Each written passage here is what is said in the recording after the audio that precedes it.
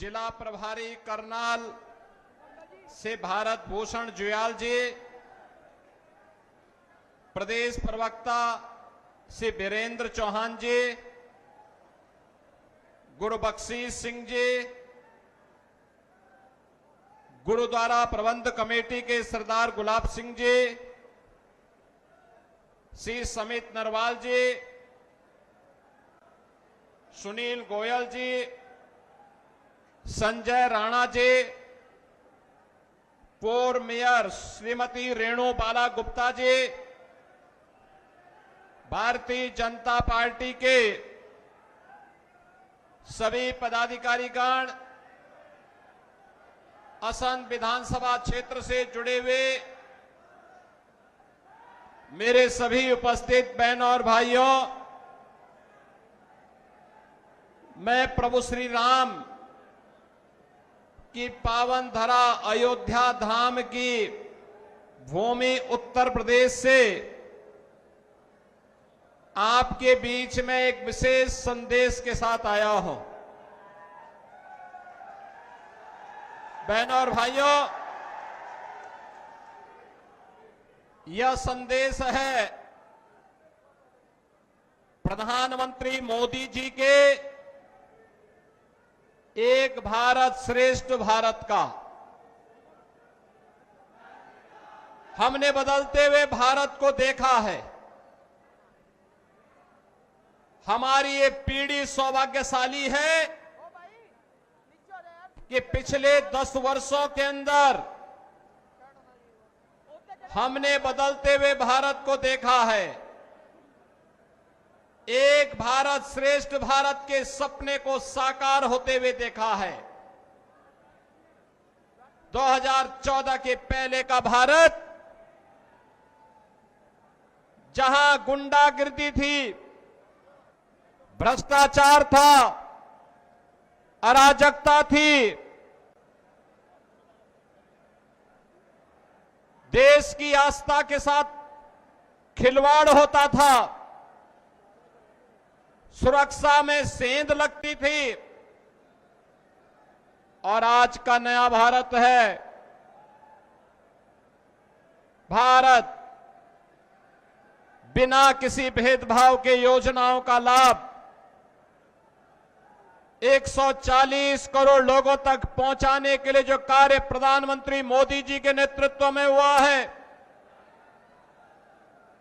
गांव, गरीब, किसान, नौजवान, महिलाएं, समाज के प्रत्येक तबके तक योजना का लाभ मिला है।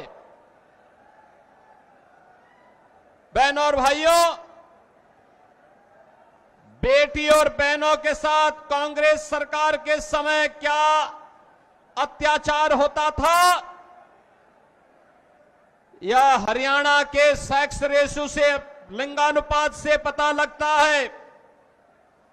देश के अंदर 2014 के पहले सबसे खराब स्थिति हरियाणा की मानी जाती थी, और आज मुझे बताते हुए प्रसन्नता है कि सेक्स रेशियो की जब हम बात करते हैं, लिंगानुपात की हम बात करते हैं,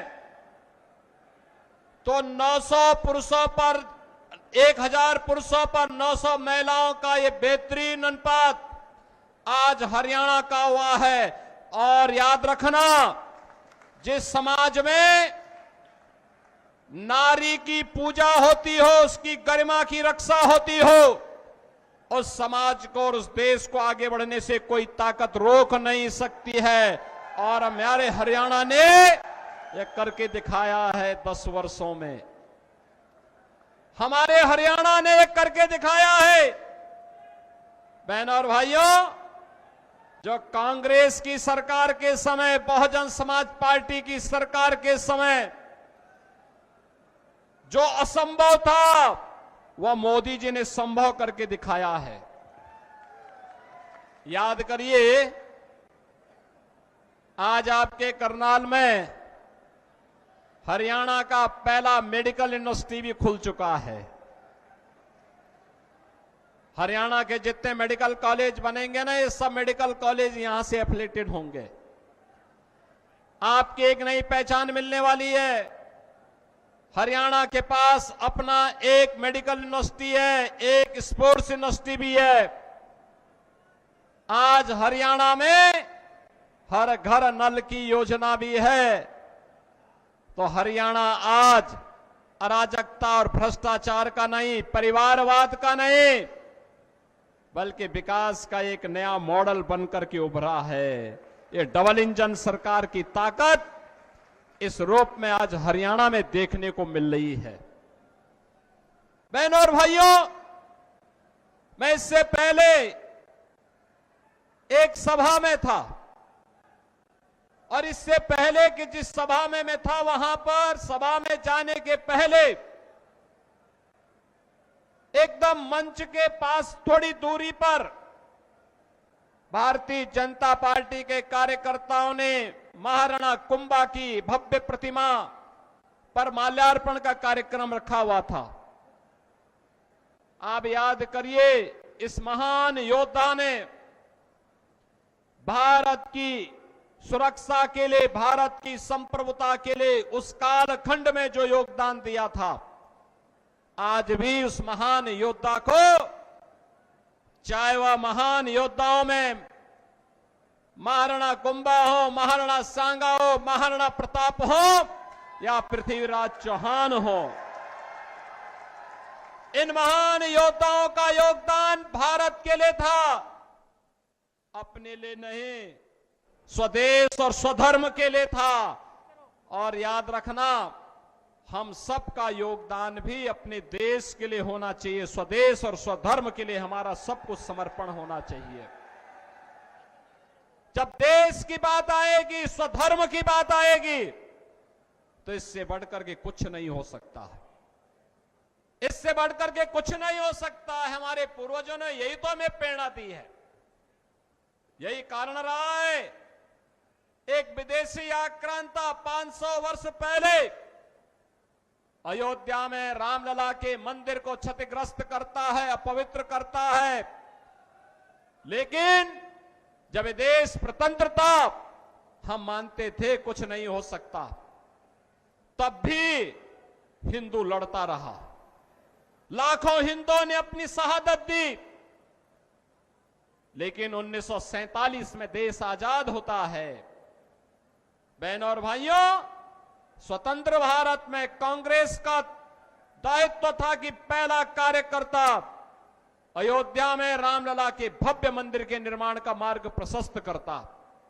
कांग्रेस ने नहीं किया, क्योंकि कांग्रेस को भारत की आस्था का नहीं, अपने वोट बैंक की चिंता थी।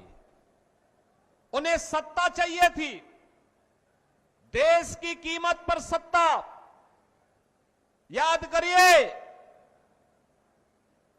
पाकिस्तान में ननकाना साहिब कॉरिडोर बनाने के लिए कांग्रेस ने रोड़े अटकाने का कार्य किए थे। आज भी ननकाना साहब में, वहां पर जब गुरु गोविंद सिंह जी महाराज की प्रकाश पर्व आता है, वहां पे हरि कीर्तन नहीं करने दिया जाता है, रोका जाता है। कांग्रेस का इतिहास तो कत्लेआम का रहा है। 1984 में सिख बंधुओं के साथ क्या किया था, और अभी राहुल गांधी क्या बोल रहे थे विदेश में जाकर के, सिखों को गाली दे रहे थे, भारत का अपमान कर रहे थे, भारत के संवैधानिक संस्थाओं पर उंगली उठाने का कार्य कर रहे थे। जो कांग्रेस भारत की महान गुरुओं की परंपरा का अपमान कर रही हो, जो कांग्रेस भारत के बाहर जाकर के जिस कांग्रेस के नेता भारत का अपमान करते हो, भारत की संवैधानिक संस्थाओं को कटघरे में खड़ा करते हो, उस कांग्रेस से उम्मीद करना कि कांग्रेस आपकी आस्था का सम्मान करेगी, ये बेवकूफी होगी। और कांग्रेस जो की थी उसको उसके हालात पर पहुंचाने का काम जनता जनार्दन ने किया। बहनों और भाइयों, आज कांग्रेस का ढांचा वैसे ही जर्जर हो चुका है जैसे अयोध्या में बाबरी ढांचा था। एक धक्का और दो, बाबरी ढांचे को तोड़ दो, ये नारा जब राम भक्तों ने लगाया था, तो बाबरी ढांचा हमेशा के लिए ध्वस्त हो गया। और बाबरी ढांचा जो ध्वस्त हुआ, गुलामी का ढांचा ध्वस्त हुआ, अयोध्या में राम मंदिर निर्माण का मार्ग प्रशस्त हुआ। और मैं आपका यही आह्वान करने के लिए आया हूं, जो ये लोग जाति की राजनीति करके आपको विभाजित करना चाहते हैं, मैंने कहा था ना कि बटोगे तो कटोगे, एक रहोगे तो नेक रहोगे। कोई माई का लाल आपका बाल बांका नहीं कर पाएगा। याद करिए, उत्तर प्रदेश में 17 के पहले दंगे होते थे, हर दूसरे तीसरे दिन दंगे होते थे। बेटी असुरक्षित थी, बहनें असुरक्षित थी, व्यापारी असुरक्षित थे, उनका कोई सम्मान नहीं होता था। और पिछले 7.5 वर्ष में उत्तर प्रदेश में कोई दंगा नहीं हुआ है, कोई दंगा नहीं हुआ है। दंगाई या तो यूपी छोड़ चुके हैं या राम नाम सत्य है की यात्रा में निकल चुके हैं। आज यूपी पे दंगा नहीं होता, कोई बेटी और बहन की सुरक्षा में सेंध नहीं लगाता है, कोई किसी व्यापारी के सम्मान के विरुद्ध कार्य नहीं करता है। आज वहां विकास है जो उत्तर प्रदेश 2017 के पहले भारत के विकास का बैरियर माना जाता था। आज वह उत्तर प्रदेश भारत के विकास का ग्रोथ इंजन बनकर के तेजी के साथ कार्य कर रहा है। अयोध्या में रामलला का भव्य मंदिर का निर्माण भी हो गया है। 5 सदी के बाद इंतजार समाप्त हुआ, अयोध्या में रामलला विराजमान हुए। और ऐसे ही हरियाणा में पिछले 10 वर्ष के अंदर हुआ है एक परिवर्तन। जिस हरियाणा को कांग्रेस ने परिवारवाद के, भ्रष्टाचार के गर्त में डुबोने का काम किया था, चाहे कांग्रेस रही हो, चाहे इनलो रही हो, और चाहे वह दिल्ली के अंदर झाड़ू लगाने वाली पार्टी हो। याद रखना, बहुजन समाज पार्टी के हाथी का पेट इतना बड़ा है, वो कभी भरता नहीं है, कभी नहीं भरने वाला है। वो वोट खराब हो जाएगा, याद रखना। और मैं यही कहने के लिए आज आपके पास आया हूं, बहन और भाइयों, कोई ऐसी गलती मत कर देना कि जो आपस में बंटे। याद रखना, बंटे तो कटे, ये कभी नहीं होने देना है। और ये कांग्रेस का जो हाथ है ना, ये अभी हालात को और बिगाड़ने के लिए आया है। कांग्रेस का हाथ बिगाड़ेगा हालात। और विकास की जो रफ्तार है, नायब सिंह सैनी की सरकार को लाने के लिए आवश्यक है। यह नायब सिंह सैनी की सरकार इस विकास की रफ्तार को स्पीड अप करने के लिए आवश्यक है। और इसी